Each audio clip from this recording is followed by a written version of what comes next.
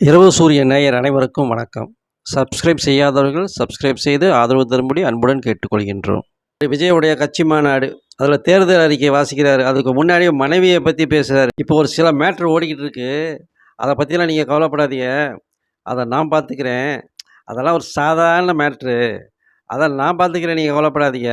நம்ம 2 பேரும் சேர்ந்து தமிழகத்தை பார்ப்போம் அப்படிங்கிறாரு. இதுக்கு அந்த பெண்கள்லாம் குரலிட்டு ஆரவாரம் பண்ணுறாங்க.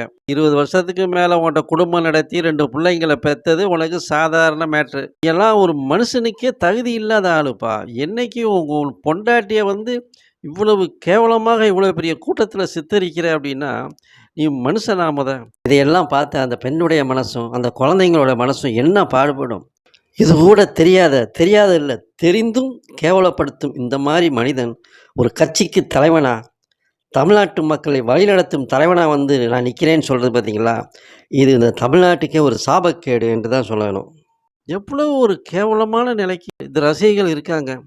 ஆனால் இவர்களாம் ரசிகர்களா அப்படிங்கிறத எனக்கு இப்போ ஒரு டவுட்டாக தான் இருக்குது. வேறு லெவலில் ஆளுங்க மாதிரியே தெரியுது. ஏன்னா ஒவ்வொருத்தரும் இவன் பேச அவங்க லவ் சிம்பிள் அனுப்புகிறாங்க. அப்போ காதலர் காதலிகள் மாநாடு மாதிரி தான் இருக்குது, அரசியல் கட்சி மாநாடு மாதிரி தெரியல.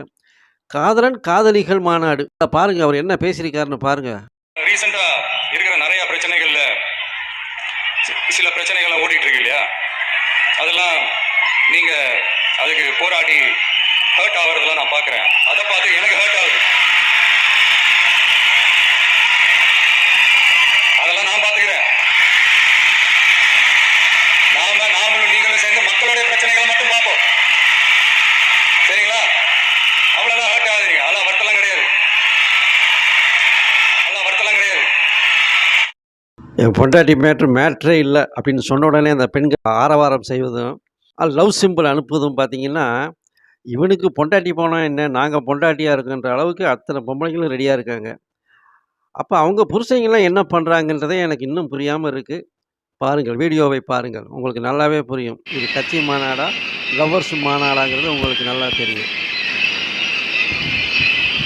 ஆரம்பத்தில் என்ன சொன்னாங்க, எங்களுக்கு இலவசமே வேண்டாம், தமிழ்நாட்டு மக்கள் என்ன பிச்சைக்காரங்களா, எங்களை கேவலப்படுத்துறீங்களா, அசிங்கப்படுத்துறீங்களா அப்படின்னு மீண்டி இவங்க பேசினாங்க.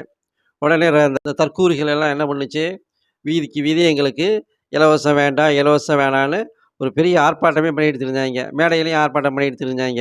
இப்போ என்னடானா, தேர்தல் அறிக்கையில் தமிழகம் ஃபுல்லாக எல்லா பஸ்லேயும் ஃப்ரீ அப்படிங்கிற ஒரு இலவச அறிவிப்பை விட்டுருக்காங்க. இது என்ன வாயி அது என்ன வாயின்னு தெரியலை. அப்போ இது நாரவாயா இல்லை அது நாரவாயா? அப்போ இவங்களுக்கு சமயத்துக்கு தகுந்த மாதிரி எதை வேணாலும் பேசலாம். இந்த பெண்களை கவர்வதற்கு, இந்த முட்டாள் பெண்களை, இந்த தற்கூரி பெண்களை கவர்வதற்காக என்ன வேணாலும் செய்யலாங்கிறது அந்த விஜய் அறிஞ்சு வச்சுருக்கான். ஏன்னா எல்லாம் லவ் மோகத்தில் இருக்கிறதுனால, அந்த ஒரு கறக்கத்தில் இருக்கிறதுனால அவன் என்ன பேசினாலும் இவங்களுக்கு அது புரிய மாட்டேங்குது. அரசு போக்குவரத்தின் அனைத்து பேருந்துகளிலும் பெண்கள் பயணிக்கும் வகையில் உத்தரவிடப்படும்.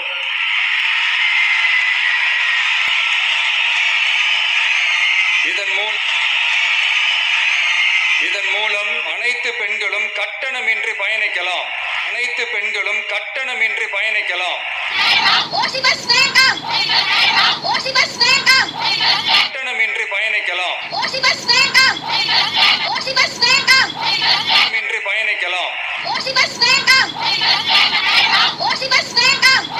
இந்த மாநாட்டில் கலந்து கொண்ட இந்த லவ்ஸ் விடுறாங்க பார்த்தீங்களா, அனைத்து பெண்களுடைய லவ்ஸ் விடக்கூடிய அனைத்து பெண்களின் கணவர்களும் பெற்றோர்களும் பெருமைப்படக்கூடியவர்கள், இந்த நாட்டிற்கு மிகவும் முக்கியமான கண்ணியமானவர்கள்.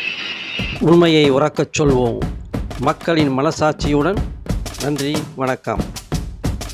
இரவு சூரிய நேயர் அனைவருக்கும் வணக்கம். சப்ஸ்கிரைப் செய்யாதவர்கள் சப்ஸ்கிரைப் செய்து ஆதரவு தரும்படி அன்புடன் கேட்டுக்கொள்கின்றோம்.